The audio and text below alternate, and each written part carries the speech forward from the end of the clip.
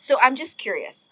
What was your initial first reaction when you heard you have cancer? What went through your head at that exact moment? Yeah, I have to go back to the space when I got that news. And that news was I was in Florida. I was supposed to be on vacation. And the doctor called me and told me. I picked up the phone and he said, have you gotten the news yet? And I said, no, what is it? And he said, you have cancer. It's positive. My initial thought was, oh, okay. Thank you. Thanks for shopping. And I had cancer. Hung up the phone. And then I shared the news with my cousin and my sister because we were together. And bawled. Of course. They cried as well. And that was pretty much it for that at that point. So at that moment, did you ever think, I'm going to die?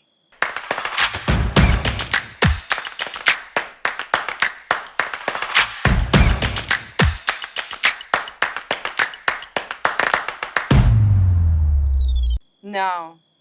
See, actually, there were people who told me, oh my God, you have cancer.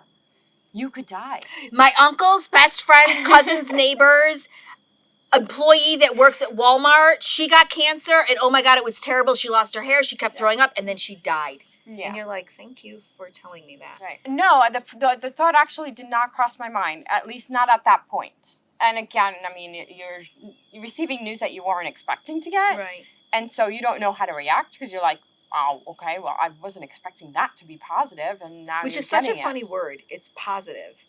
Exactly. Like, why do they say it's positive? Because it's totally negative. That's a good point. Maybe they should say, it sucks. You got cancer.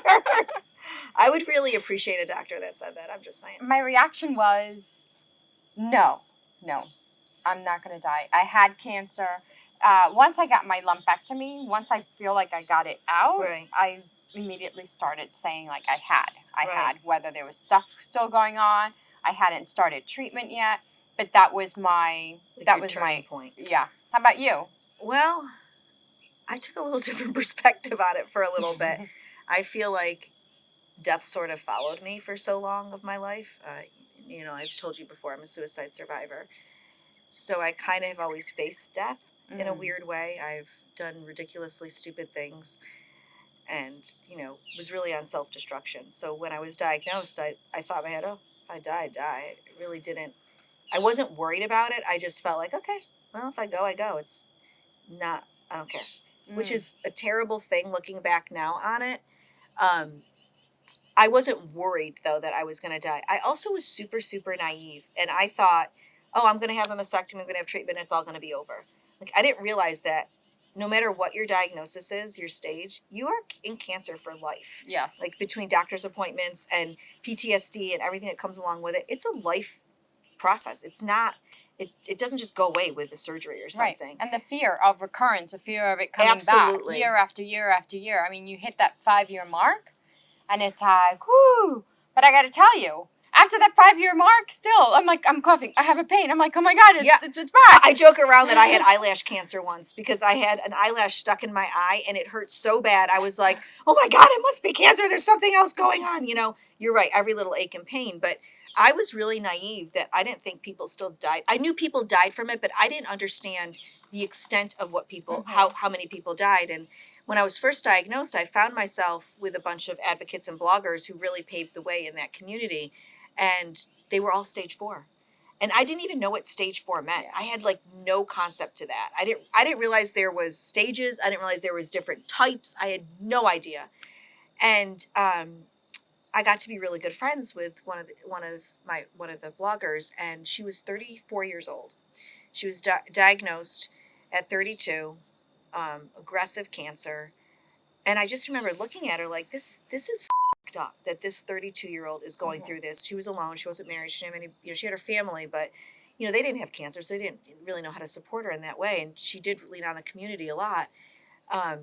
And this is a pretty intense story. So she was dying, and she was about 4 hours from me, and I went and visited her, and she actually said to me, be my voice. And it was like one of the Wow. last things she said to me before she became incoherent. And it switched my philosophy on dying. I was like, I can't die. Like, I have to be her voice. I have to be the voice for people who are of stage 4 who aren't going to live. I realized that I had to be her voice. That was my mission. And there was no way I was going to stop. And there were plenty of times when I just wanted to stop advocating, because it can be hard losing so many people. But the day that she died, there was a conference going on, and a bunch of, I wasn't there, I didn't go to it, but a bunch of women had laid down to signify 113 people die every day from metastatic breast cancer. So they laid down in the lobby of this hotel, and that was the exact moment that she died. Oh, no way. Yeah, it was the exact moment. Wow. Right when they were doing it, I got a call from her sister telling me that she was gone. And it was like such a sign to me that people need to understand this. Like, this is not an easy disease, and people freaking die from it. And too many losses. 113 people die every single day from just breast cancer. Wow. Just breast cancer. And so while I never was fearful of death, in the beginning I sort of embraced it, but by 3 years in, I was like, you, I'm not dying from this. I need to be the voice. I need to share my story so that other people can see that it's going to be okay. So another friend of mine died, and her name is AnnMarie, and she died right when I was re-diagnosed, and it was so hard for me to go visit her. We have the same name, and people would say, oh, that's the other AnnMarie. She was known as the other AnnMarie, and that's how they differentiated between us. And my dear friend Scott said to me, you have to go see her. You have to go see her. And I remember like standing on the end of that bed and being, because I was just going through everything, thinking, that could be me. Yeah. And I think that's really a hard part of being diagnosed with cancer, is people think that you hit that 5-year mark and everything's okay. But in actuality, like, your fear that doesn't just snap and go away. And, I don't want to go through this again. Just recently, earlier this year, a friend, Jessica, passed away. She was an advocate, heart transplant, amputee. She was this incredible woman. And talk about her energy. Oh gosh. She was just awesome. We can go down the list of people that we've each lost, or that we've known who, of people who have been lost. And every single one of them matters. And it's like, I think we talked about this previously. It's like that guilt. Like, yeah. Why did they die? Why didn't we die? And, survivor's guilt is unbelievable. And I'm Italian Catholic, so let me tell you, I got no guilt to last me a lifetime. I don't need survivor's guilt on top of it. I felt survivor's guilt when Sephora died, because she never had a family. She never got to experience that, and that was really sad to me that she lost that. I felt it the most when a local kid, his name's Charlie, he was diagnosed at 15. His balance was a little off, and ripped his braces off, had an MRI, and sure enough, it's DIPG, and here his family's like thrown into this world, financially strained because treatment sucks for kids. And Charlie and I got to be really good friends. We would send really stupid, ridiculous memes to each other, and he was using CBD, so I would send 420 quotes to him. And, I love CBD. Yeah, we would just, we shared a lot together, and I think he felt like he could be himself. And we had a couple chats where he would talk about, his ass bleeding, because these are the things a 17-year-old should be discussing. This is ridiculous. We should be angry about that. And Charlie's philosophy was to stop and smell the roses and eat pie for dinner. And he was such an old soul and had such an amazing outlook on life. And I'm going to cry again. Jesus. The weekend that he passed, his father and mother both messaged me and said, where are you? You need to come see Charlie. It's not going to be long now. And I was on the beach, and I found a heart-shaped rock. And I was like, I know what I'm going to bring home to Charlie. And I brought it home, and Charlie was still with us. And I gave him the heart, and he kept it. And then he died. And that is when I felt the worst amount of guilt. Like, how is it fair that I'm still young. Yeah. I'm old now, but back then I was a little younger. But why do we get Yeah. a pass and a 17-year-old kid doesn't? Yeah. Like, that is not fair to me. And I did feel so much guilt about that. And his parents were great because they, you know, they understood and they Yeah. helped me through it. But the survivor's guilt is really heavy. It's a really hard burden to bear. It's hard to carry on your shoulders. For talking about guilt too, there's also how come, I mean, this could be a whole different topic, but how come this person got it and this person didn't? You know, I never did the You why know? me, though.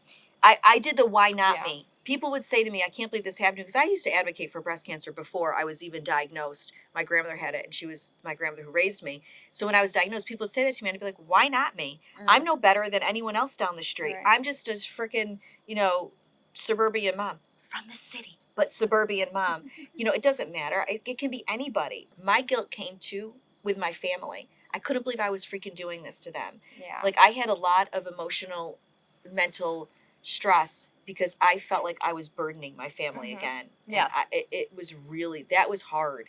Yeah, that was really difficult. Having to share the news with my parents, and like, I mean, it was like breaking the heart, and I couldn't do that.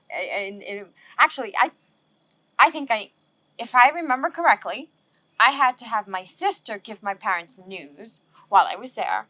I had her say the actual Right. words, because at that point I couldn't. I would just start crying and be in tears, and I couldn't. Because But yeah, you're his baby girl. I mean, Yeah. it was hard telling my kids. yeah, You know, I had a lumpectomy first, and we told them it was nothing because the doctors kept saying it's nothing, don't worry about it. yeah. Sat them down at the table to tell them, and my youngest at the time was 4, and he was like, stupid, dumb, breast cancer. That's where that came from. But my older son was pissed. He was angry, shoved his food away, called me a liar, because it was hard. It was really, really hard. He hated disease, and he hated that I got cancer, and he became very, very angry at 13, and he's not that type of kid. And honestly, I sympathize with your parents, because I felt like I ripped my kids' innocence from them. Instantly, at that moment, they had to be young adults, and they weren't. They were still kids. Yeah. And my older son actually wrote a piece for a magazine, and in it he said, it was called Taller Than You Think, Mom, or Taller Than You Think, because he felt like I was always, you know, I'm amplified, so I was bigger than I am, but seeing me, I looked broken to him, and that was scary.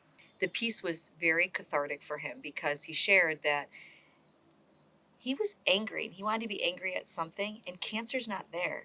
You know, cancer's not in front of him, so he was angry at me. But, you know, you can't be angry at cancer. It's not there. And he realized that if we could get through that, we could get through anything. And, you know, I was happy that he came to that conclusion. But I'll tell you, Mailet, it was really hard. It was hard enough telling my kids, but I can't imagine watching my child go through it. And I would take it 10 times again if, you know, to never have them exhibit anything of that sort. I mean, it just...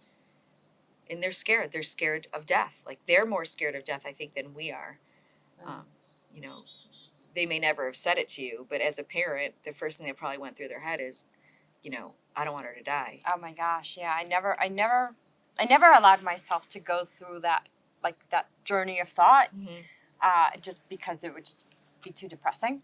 But yeah, I can't That's our imagine now. difference. She's bubbly, and I'm the black hole. Well, not to take this down to a lower level, but you know me, the black hole. It was the one time in my life that I wanted my mom. Oh. I didn't, you know, my proms, I had my aunts, and they were great, and my wedding was, you know, I had my dad, and my babies, you know, my babies were there, but it was the one time that I was like, this sucks. Like, I need my mom. My mom's supposed to come and, like, do my laundry. She's supposed to come and cook dinner. Yeah. And that was difficult, you know, not having her there. And I know it was difficult on my family, because they didn't know. I was the one who provided all that, so they didn't know how to do it, you know. But back, I want to talk one more thing about my friend Sephora. You know, she was a great blogger. And one thing I love doing is sharing her story, because it's like her voice continues. And to me, that's the most important part. I'm not just her voice. Her words are right there in front of us. And I know it's hard to read stories of people who have died, but we have to read those stories. That's how we memorialize them in a beautiful way. That's true. And you know what? I mean, we're doing the same thing right now, just sharing our stories. Because it's by sharing our stories that we can help the next person, that we can pay it forward. We don't have to donate dollars to, I mean, you can if you want to. Let's keep our money to research. Research only. Straight up research. I mean research. I don't mean other things. I mean research. However, putting a story on I Had Cancer, and like, there's people on I Had Cancer who aren't here anymore. Yes. And they're lucky that they have this beautiful page where their story lives on. All of those words, those beautiful words that they said, empowering words, are still there for that next person coming through who might be metastatic and need those comforting words. They're there so that they don't feel alone. And they realize, you know what, even in the end, it's going to be okay. One of the reasons that we both, I feel like we both advocate so much is that, and putting our stories out there, is that it does help. And that some people think their cancer story is really insignificant. But you know what? Every story counts. Because your story, it might not immediately connect with mine, but the fact that we both had these fears, that connects us, right? Right. And then someone in another, state, or in the middle of the country or wherever, finds a story of someone else that they thought might have been insignificant to someone else. They're making that connection. Absolutely. Because they took the time to share that. Right. And it's so beautiful to be able to give someone that hope. So that's why it's so important to continue to share the stories. As painful as some of them are funny, and we learn from them. Well, and a lot of it is what people are thinking, but they're too scared to say because no one's talking about it. Exactly. So if no one's talking about it, then they're like, God, I must be the only one who's drier than the Sahara.